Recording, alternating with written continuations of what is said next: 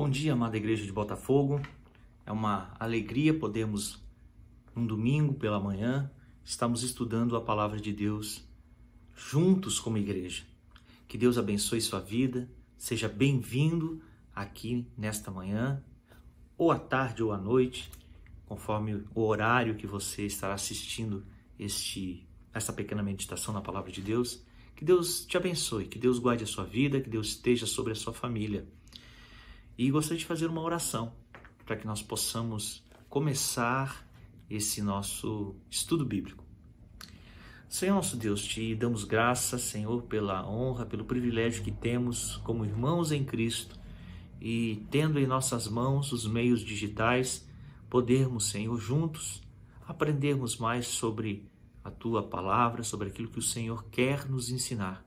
Senhor, abençoe todos os irmãos e irmãs que estarão, Senhor, assistindo esse vídeo, que as palavras da Bíblia Sagrada penetrem na mente e no coração de cada pessoa, Senhor, que estará assistindo conosco essa aula de escola dominical. Abençoe a igreja de Botafogo, em nome de Jesus que eu oro e agradeço. Amém, meus irmãos. Nós temos caminhado ao longo desse ano pelos evangelhos, onde nós estudamos a vida de nosso Senhor Jesus Cristo, os passos de nosso Senhor Jesus Cristo, aqueles eventos onde são destacados grandes ações, grandes realizações, grandes eventos de Cristo Jesus. Acompanhamos também a sua morte e acompanhamos também a sua ressurreição. E agora nós entramos no estudo de Atos dos Apóstolos, que são aquelas ações, aqueles atos que acontecem logo após a sua ascensão. Assim a gente já viu o capítulo 1, capítulo 2 de Atos dos Apóstolos e hoje nós iremos ver o capítulo 3. Logo após que Jesus ele foi aos céus, ele falou para os discípulos ficarem em Jerusalém, onde seriam revestidos de poder, onde o Espírito Santo viria sobre eles. E o que ocorre? O Espírito Santo, no dia de Pentecostes, vem sobre a igreja, vem sobre o grupo apostólico. Logo após este evento, Pedro, ele toma a palavra e faz uma pregação, um grande sermão, onde o Espírito Santo move o coração de 3.000 almas. E então uma multidão agora está convertida a Cristo Jesus pelo poder do Espírito Santo, pela pregação apostólica, e a igreja em Jerusalém está em júbilo, está festiva por conta desta igreja. A igreja ali está empolvorosa.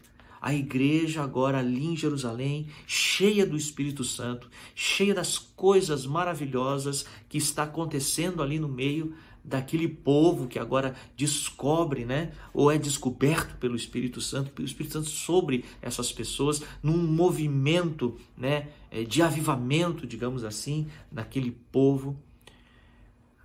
Agora, no capítulo 3 vai acontecer um grande milagre. O que os apóstolos vão descobrir é que através do poder do Espírito Santo, aquelas obras que Cristo fazia, aqueles milagres poderosos que Jesus Cristo fazia em vida, enquanto esteve com os apóstolos, agora os apóstolos, pelo poder do Espírito Santo, pela graça de Deus, também vão começar a realizar.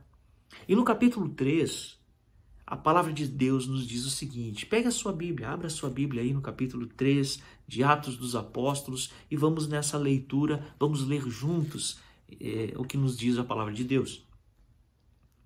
Então nos fala assim, capítulo 3, a partir do verso 1. Pedro e João subiam ao templo para a oração da hora 9. Era levado um homem coxo de nascença, o qual punha diariamente à porta do templo chamado Formosa, para pedir esmolas aos que entravam. Vendo ele a Pedro e João, que iam entrar no templo, implorava que lhe desse uma esmola.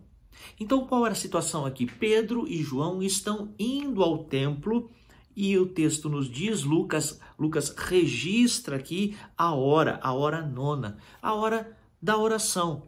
Interessante pensar aqui que Pedro e João, eles eram judeus, é claro, os judeus tinham um rito religioso Eles tinham 3 orações que faziam durante o dia, 3 períodos de oração que eles faziam durante o dia, iam ao templo para fazer essa oração, e a hora nona era a última oração do dia, por volta de 3 horas da tarde.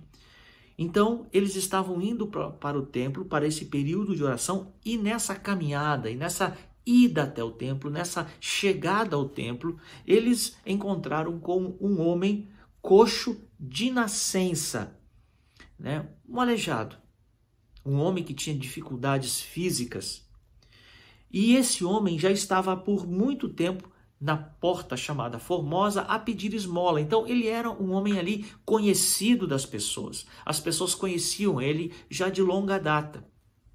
E eles, vendo o aleijado e o aleijado os vendo, ele, o aleijado, pede a Pedro e João, pedem a ele esmolas. Quer dizer, é uma situação extremamente miserável a condição de pessoas que se achavam com problemas físicos naqueles dias. Então, todas as pessoas que tinham problemas físicos eram marginalizados socialmente, viviam à margem da sociedade, com discriminações, porque é interessante nós pensarmos também, lembrando do que aconteceu lá em João capítulo 9, quando os apóstolos, vendo um cego de nascença, pedem a Jesus: quem pecou, ele ou seus pais, para que nascesse cego? Por que eles fizeram essa pergunta lá em João capítulo 9? Porque existia na mentalidade do povo uma associação de que doenças, e principalmente doenças de nascença, era ligada a algum pecado, ou que ele ou que seus pais tinham cometido. Existia essa crença popular. Então, esse aleijado agora, naquela condição miserável, na entrada da porta chamada Formosa, pedindo esmolas ali, também remete a essa crença que existia entre os judeus de que toda doença de nascença era fruto de pecado.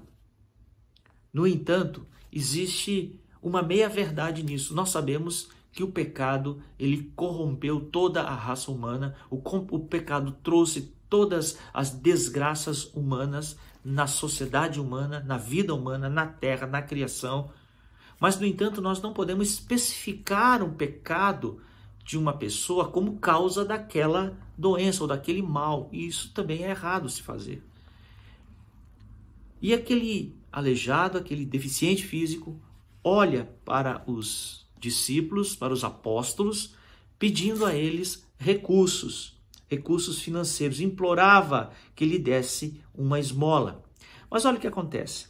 Pedro, fitando juntamente com João, disse: olha para nós. Ele os olhava atentamente, esperando receber alguma coisa.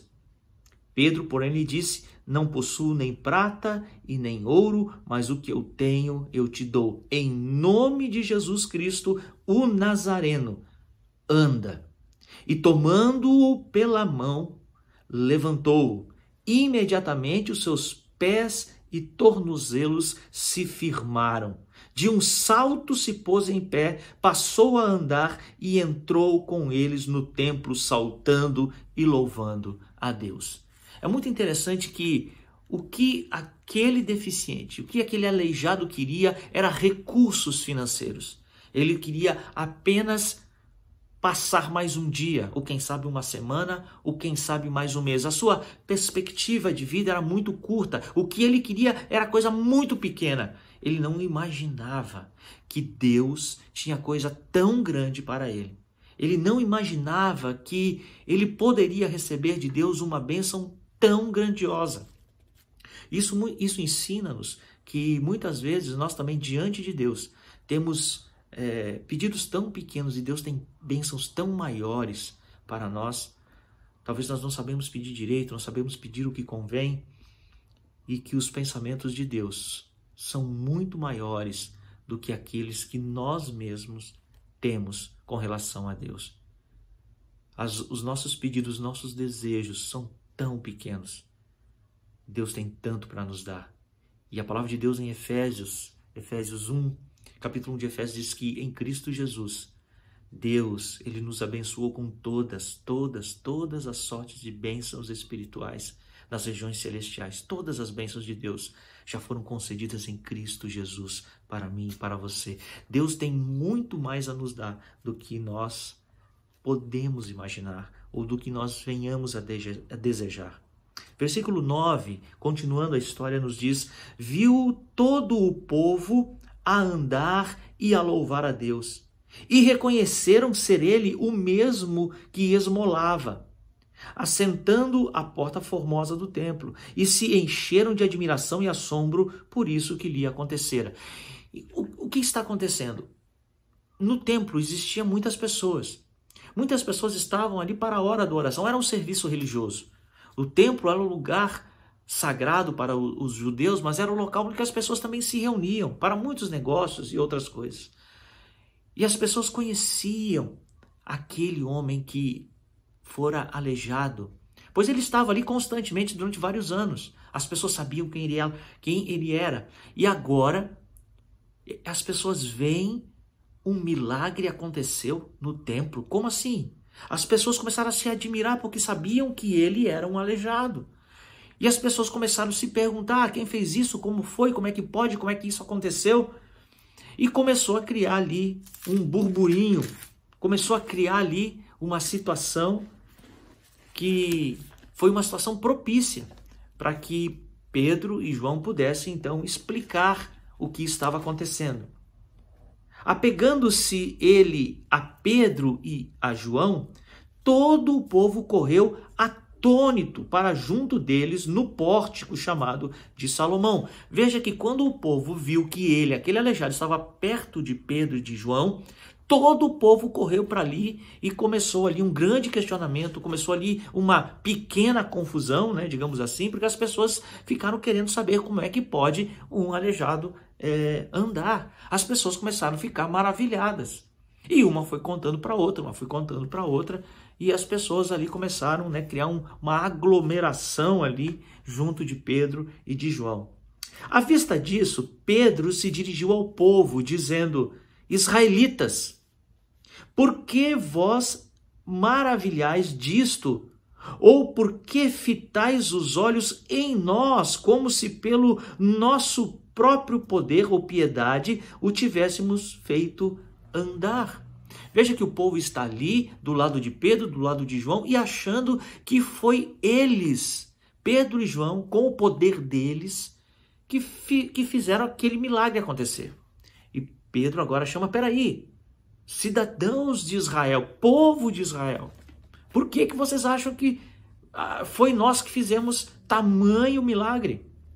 E aí ele chama o povo a olhar para o lugar certo. Coloque aí os óculos, mais ou menos. É isso que Pedro e João vão fazer. Vamos colocar os óculos espirituais e enxergar o que está acontecendo, a realidade do que aconteceu. E o Deus, versículo 13 nos diz: o Deus de Abraão, de Isaque e de Jacó, o Deus de nossos pais. Olha o que Pedro e João fazem. Eles chamam o povo para a sua historicidade. Eles chamam o povo para olhar para o seu Deus, o Deus de Israel, o Deus dos seus pais, o Deus que constituiu-os como povo. O Deus de Abraão, de Isaque e de Jacó, o Deus dos nossos pais, glorificou o seu servo Jesus, a quem vós traíste e negaste perante Pilatos, quando este havia decidido soltá-lo. Olha só, Pedro chama o povo a olhar para o seu Deus, o Deus dos seus pais, e ele diz que o Deus Todo-Poderoso, o Deus de Israel, glorificou o seu servo Jesus. E o que Pedro está fazendo aqui? Pelo poder, pela graça do Espírito Santo, ele chama o povo a enxergar a Deus, mas também ele lhe coloca sobre Jesus aquela profecia de Isaías do servo do Senhor. Deus glorificou o seu servo Jesus. O povo conhecia muito bem o texto bíblico, eles sabiam do que Pedro estava falando. Estava falando daquele servo sofredor lá de Isaías. E agora Pedro ele olha para o povo e diz para o povo que o povo foi quem mandou matar Jesus. Vós, porém, versículo 14, vós, porém, negaste o santo e o justo e pediste que vos concedesse um homicida. Então ele olha para o povo e diz: vocês mataram Jesus, trocaram Jesus por um homicida, por um assassino. Engraçado essa conexão que ele faz, porque ele mostra para o povo que eles trocaram o rei, o autor da vida, por um homicida, por um homem que acaba com a vida. Esse foi o desejo daquele povo e Pedro mostra isso. Pedro aqui está mostrando o pecado na nação, o pecado do seu povo, mostrando para eles, apontando para eles a realidade do pecado. Dessarte, versículo 15, dessarte, mataste o autor da vida, a quem Deus ressuscitou dentre os mortos, do que nós somos testemunhas. Ele chama agora a responsabilidade. Olha a pregação de Pedro. A pregação de Pedro e de João é uma pregação totalmente cristocêntrica, focada na palavra de Deus e focada nos fatos que ocorreram há pouquíssimo tempo. Olhando para Jesus, para aquilo que aconteceu com Jesus, para a ressurreição em Jesus, que Deus ressuscitou Jesus dentre os mortos e dizendo que ele, Pedro e João eram testemunha disso, da própria ressurreição. Lembrando que lá em Deuteronômio, capítulo 19, fala que para que algo fosse fato verídico, precisava de 2 ou 3 testemunhas. E aqui Pedro está dizendo que eu e João somos testemunhas da ressurreição, nós vimos Deus ressuscitar Cristo Jesus, autenticando assim o fato. Pela fé, versículo 16, pela fé em nome de Jesus, é que esse mesmo nome fortaleceu a este homem, que agora vedes e reconheceis. Sim, a fé que vem por meio de Jesus deu este saúde perfeita na presença de todos vós. Veja que Pedro expõe aqui o pecado do povo, em termos de que foi o povo que crucificou Jesus. Pedro aqui na sua pregação enfatiza que Jesus Cristo não está morto, que a morte não pôde contê-lo, que ele ressuscitou e que existe testemunha disso como um fato verdadeiro. E não apenas Jesus ressuscitou, mas Pedro aqui está mostrando para o povo que Jesus ainda tem poder e foi sobre o nome de Jesus que esse milagre aconteceu. Esse milagre não aconteceu por conta de Pedro e de João, mas por conta do poderoso nome de Cristo Jesus. Foi este Cristo Jesus que fez este milagre. E agora, irmãos, eu sei que o que fizeste por ignorância, como também as vossas autoridades, mas Deus assim cumpriu o que dantes anunciara por boca de todos os profetas, que o seu Cristo havia de padecer. Mais um detalhe nessa pregação poderosa de Pedro e João. Ele chama agora os seus ouvintes ali, o povo de Israel, a olhar para Cristo Jesus, para os fatos que aconteceu com Cristo Jesus, a sua morte e a sua ressurreição, como algo que foi profetizado pelos profetas. Na verdade, o povo ali condenou a Cristo Jesus, mas Pedro e João está dizendo que esse fato já tinha sido escrito por Deus. Os profetas falaram que o seu servo sofredor sofreria e padeceria pelas mãos dos pecadores. O servo seria realmente martirizado. O servo sofredor de Deus passaria por isso. Isso foi decretado por Deus. Apesar do povo ter julgado, o povo ter condenado Cristo Jesus, isso era um fato que o próprio Deus já tinha determinado a acontecer. Mas Deus, assim, versículo 18 diz, mas Deus assim cumpriu o que dantes anunciara por boca dos profetas, que o seu Cristo havia de padecer. Apesar do povo ter condenado Cristo, isso era a vontade de Deus. A vontade de Deus soberana é que foi feita. Mas mesmo diante disso, o povo ainda continuava com seus pecados. Não é porque essa era a vontade de Deus que aquele povo deixava de ser um povo pecador e culpado dessa ordem de crucificar e matar Jesus. E agora, esse povo não é apenas acusado, esse povo não é apenas culpado dos seus pecados, mas o próprio Deus agora, ele traz a solução para tudo isso. O próprio Deus mostra o caminho da solução. E agora vem Pedro com a redenção em Cristo Jesus. Versículo 19 da sua pregação, ele fala: arrependei-vos, pois, e convertei-vos para serem cancelados os vossos pecados, a fim de que da presença do Senhor venham tempos de refrigério e que envie ele o Cristo que já vos foi designado, Jesus, ao qual é necessário que o céu receba até aos tempos da restauração de todas as coisas, de que Deus falou por boca dos seus santos profetas desde a antiguidade. Disse, na verdade, Moisés: o Senhor Deus vos suscitará dentre vossos irmãos um profeta semelhante a mim, a ele ouvireis em tudo quanto vos disser. Acontecerá que toda alma que não ouvir a este profeta será exterminada do meio do povo.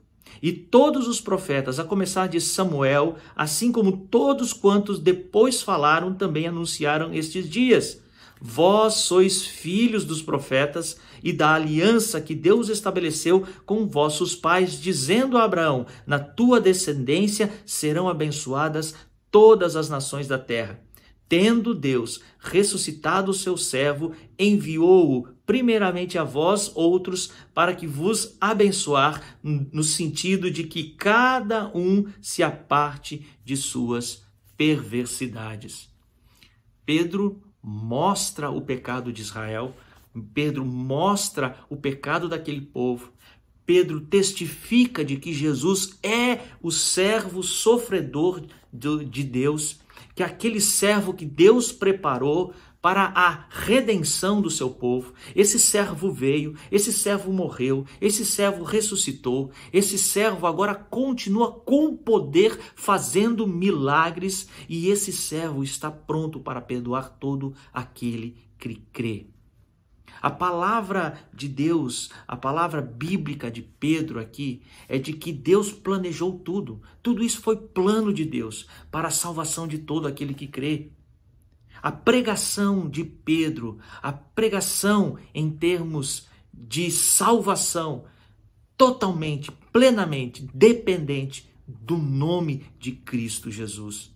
Cristo Jesus aqui nesse texto, ele é engrandecido, ele é exaltado. Muitas vezes os nossos olhos, eles ficam olhando atentamente para aquele homem que foi curado da sua enfermidade. Mas, na verdade, esse texto está apontando, está mostrando, está glorificando o nome de Cristo Jesus. Aquilo que aconteceu com aquele aleijado na entrada da porta foi um ato de Deus para dar a oportunidade da pregação do evangelho centrada em Cristo Jesus. Em Cristo Jesus, a salvação, a remissão de pecados. E Pedro aqui aponta o caminho para isso, para o perdão dos pecados, é o arrependimento. Aqui está exposta de forma clara uma pregação totalmente cristocêntrica, totalmente voltada para a glória de Deus, totalmente voltada para o anúncio de Cristo como o Salvador, pois não há outro nome a não ser no nome do nosso Senhor Jesus Cristo, para que todo aquele que nele crê possa ser salvo. Aqui Pedro traz toda aquela multidão que está em volta dele, está em volta daquele que fora aleijado, está ali ouvindo atentamente Pedro contar toda a história, contar tudo o que ele viu, tudo o que ele sabe, ele como testemunha, ele e João como testemunhas oculares dos fatos, e agora eles estão ali dando prova de que isso é verdade. pois um aleijado deixou de sê-lo. Um aleijado agora foi totalmente restaurado. Essa maravilha que aconteceu diante dos olhos de vocês. Vocês não podem negar essas palavras que eu estou dizendo. Essas palavras que Pedro estava dizendo não poderia ser negada por aquele povo, porque o fato era que o aleijado já não era mais. O milagre aconteceu, o milagre era real, não tinha como negar. Todas essas palavras só podem ser verdadeiras. Pregação de poder, pregação verdadeira, é a pregação que aponta a obra de Cristo Jesus. Obra essa consumada, obra essa totalmente dependente somente de Deus, mas que no final de tudo Ele nos convida, Deus nos chama para participarmos dessa obra graciosamente, crendo que isso é verdade, crendo que isso é um fato histórico, crendo que Cristo é real, Cristo está vivo, Cristo ressurgiu dentre os mortos, Cristo não está sob o poder da morte, mas Ele rompeu as barreiras da morte. A morte não pôde contê-lo, Ele está vivo e voltará. Cristo Jesus voltará, Ele prometeu, Ele voltará.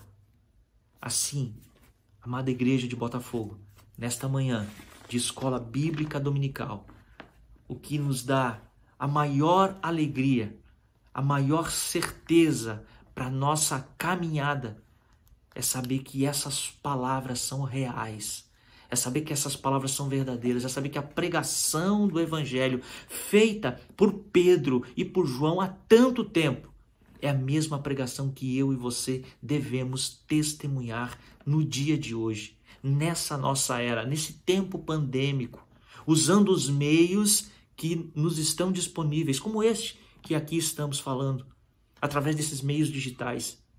Que Deus possa abençoar as nossas vidas, sustentar a nossa fé e que nós possamos ser testemunhas fiéis desta palavra, deste fato e desta pregação.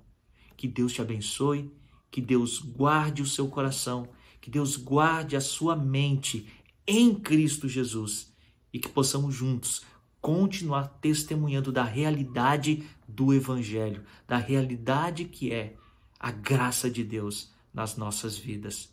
Deus te abençoe em nome de Jesus.